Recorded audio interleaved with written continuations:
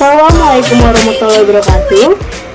Kami dari kelompok 9 ingin mempresentasikan dari mata kuliah pengantar manajemen tentang materi motivasi. Dan saya sendiri yaitu Noris Kimanda.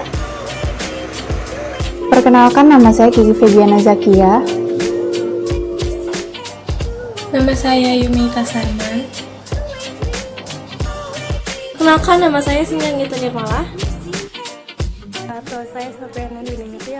Kita perhatikan terlebih dahulu pengertian dari motivasi. Motivasi dapat diartikan sebagai sesuatu yang muncul dari dalam ataupun dari luar diri seseorang dan membangkitkan semangat serta ketekunan untuk mencapai sesuatu yang diinginkan. Motivasi ini berasal dari bahasa Latin, yaitu dengan kata motot, yaitu artinya proses kejiwaan yang merupakan tujuan dan arah dari setiap perilaku. Dan motivasi kerja bagi seorang karyawan akan mempengaruhi produktivitas dan kinerjanya dalam suatu pekerjaan tersebut. Dan tugas seorang manajer ini adalah mengarahkan motivasi tersebut untuk sampai tujuan organisasi. Ini terdapat teori motivasi. Teori motivasi itu terbagi dua. Ada yang pertama yaitu teori kepuasan, yang kedua yaitu teori proses. Nah, teori kepuasan ini merupakan teori yang didasarkan pada kebutuhan manusia dan kepuasannya, sehingga dapat dicari pendorong atau penghambatnya. Pendukung teori kepuasan ini yaitu teori hierarki kebutuhan yang dicetuskan oleh Maslow. Yang kedua, teori dua faktor Herzberg yang mengenai tentang motivasi higienis. Yang ketiga, teori tiga kebutuhan dari McClelland. Dan teori proses adalah teori ini berusaha agar setiap karyawan bekerja dengan giat sesuai harapan organisasi, di mana daya penggeraknya adalah harapan yang akan diperoleh karyawan.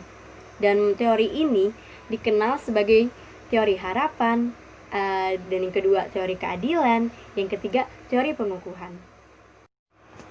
Dan di sini saya akan menjelaskan teori yang mendukung teori kepuasan atau disebut teori awal. Yaitu pertama, ada teori hierarki kebutuhan yang dicetus oleh Maslow. Menurut Maslow, mengacu pada 5 kebutuhan pokok manusia yang disusun berdasarkan hierarki. Jika digambarkan oleh segitiga, di puncak itu ada kebutuhan aktualisasi diri, yang dimana artinya kebutuhan ini merupakan kebutuhan tertinggi menurut Maslow. Kebutuhan aktualisasi diri adalah kebutuhan atau keinginan seseorang yang memenuhi ambisi dirinya. Dan di bawahnya aktualitas diri ada kebutuhan penghargaan. Maslow mengemukakan bahwa setelah memenuhi kebutuhan fisiologis, keamanan dan sosial, orang tersebut berharap diakui dan orang lain memiliki reputasi dan percaya diri serta dihargai oleh setiap orang. Dan di bawahnya lagi ada kebutuhan sosial. Kebutuhan ini untuk dicintai dan mencintai. Manusia merupakan makhluk sosial. Setiap orang yang hidup di dunia memerlukan keluarga dan teman. Dan yang di bawahnya lagi ada kebutuhan aman atau disebut safety needs. Kebutuhan akan rasa aman dari kekerasan baik fisik maupun psikis, seperti lingkungan yang aman, bebas dari polusi, perlindungan dan keselamatan dan kesehatan kerja yang serta bebas dari ancaman.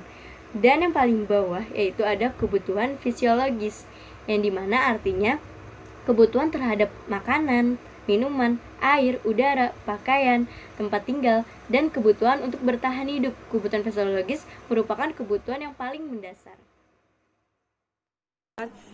Motivasi terbagi menjadi dua, yaitu faktor intrinsik dan faktor ekstrinsik.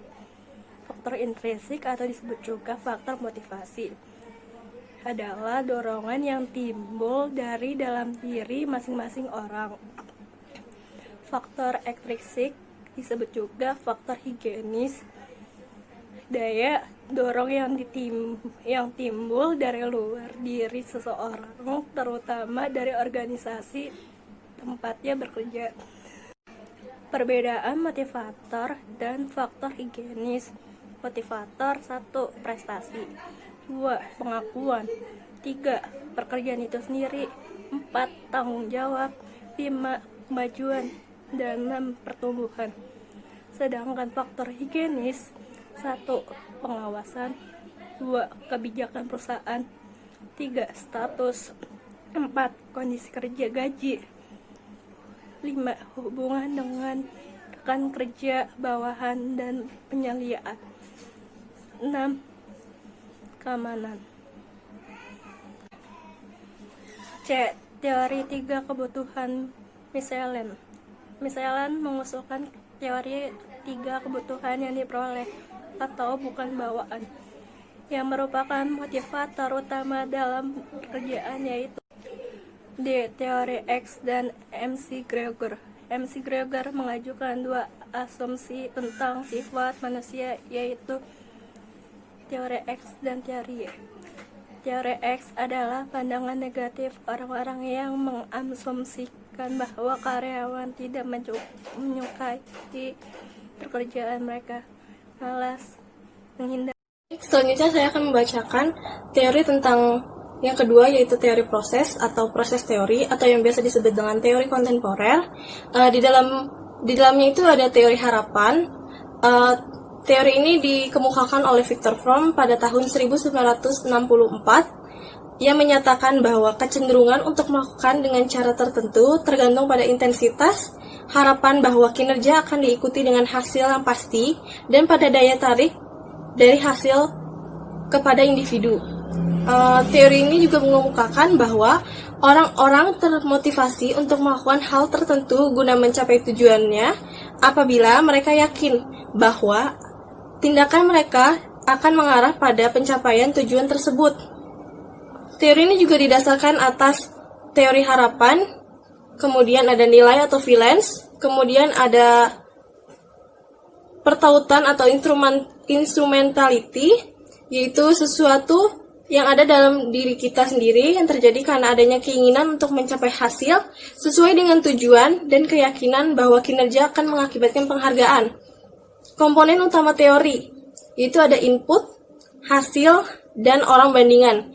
Input sendiri yaitu sesuatu yang bernilai berhasil bagi orang yang dianggap mendukung pekerjaannya, yaitu kayak seperti pendidikan, pengalaman, terus kayak keberhasilan kecakapan, terus banyaknya usaha yang dicurahkan, jumlah jam kerja dan peralatan pribadi yang biasanya digunakan pada saat bekerja. Kemudian hasil, suatu yang dianggap bernilai oleh seorang pekerja, yang diperoleh dari pekerjaannya, kayak seperti gaji, kemudian keuntungan, sampingan, simbol status, dan penghargaan. Kemudian ada orang bandingan. Orang bandingan ini nggak hanya melulu dari orang perusahaan luar, bisa saja orang bandingan ini dari diri kita sendiri. Teori keadilan ini dikemukakan atau dikembangkan oleh D. Stage Adam, yang menyatakan bahwa karyawan membandingkan rasio input hasil pekerjaannya dengan rasio lainnya yang relevan, kemudian memperbaiki ketidakadilan yang ada. Yang terakhir, teori pengukuhan. Didasarkan atas hubungan sebab dan akibatnya perilaku dengan memberikan kompensasi. Jadi teori ini menyatakan bahwa keberhasilan dalam mencapai tujuan dan imbalannya berlaku sebagai faktor pendorong yang positif dan perilaku yang berhasil. Contohnya kayak seorang bekerja dengan giat, dia akan mendapatkan penghargaan di sebuah Isu-isu motivasi terkini, tantangan lintas budaya dari motivasi. Dalam lingkungan bisnis global, saat ini manajer tidak mungkin berhasil melakukan motivasi dengan teori yang sama untuk lokasi yang berbeda. Beberapa teori hierarki kebutuhan Maslow, kebutuhan akan prestasi, dan teori keadilan tidak berhasil dengan baik untuk kebudayaan lain. Namun, faktor motivator intrinsik Herzberg bersifat universal. Keinginan atas pekerja menarik dan tampak penting bagi semua pekerja, dan bersifat terbuka apapun budaya nasional mereka. Memotivasi kelompok kerja yang unik. Memotivasi para karyawan tidak mudah. Mereka memiliki harapan yang berbeda-beda. Dengan adanya keinginan karyawan yang bervariasi, mengingat perbedaan-perbedaan ini, manajer harus memotivasi kelompok karyawan yang unik di tempat kerja saat ini dengan efektif. Satu hal adalah untuk memahami kebutuhan motivasi dari kelompok-kelompok ini, termasuk keragaman karyawan, profesional, karyawan tidak tetap, dan karyawan dengan keterampilan rendah dan upah minimum. Tantangan manajer terhadap kelompok pekerja yang unik, beragam tenaga kerja mencari fleksibilitas, pekerja profesional menginginkan dukungan dan tantangan pekerjaan, dan mereka akan bermotivasi dengan pekerjaan itu sendiri. Karyawan tidak tetap menginginkan kesempatan untuk menjadi permanen atau mendapat pelatihan keterampilan.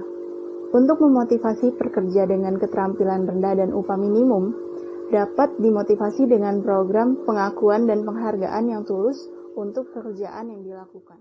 Selanjutnya ada mendesain program imbalan yang sesuai. Program-program imbalan bagi karyawan sangat berperan dalam memotivasi perilaku yang tepat bagi karyawan. Yang pertama, ada manajemen buku terbuka.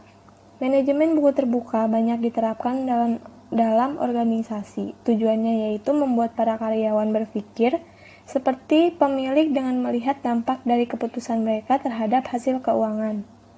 Setelah karyawan memiliki pengetahuan ini, para manajer harus teratur memberikan informasi angka-angka kepada mereka.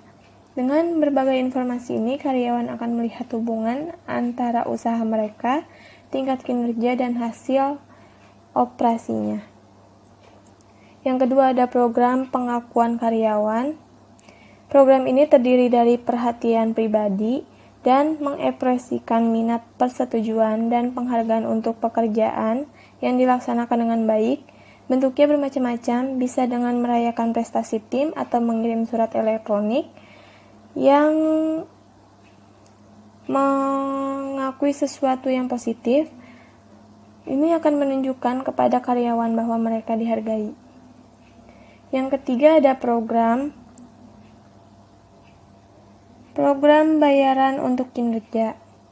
Program bayaran untuk kinerja adalah rencana kompensasi variabel yang membayar karyawan berdasarkan beberapa ukuran kinerja.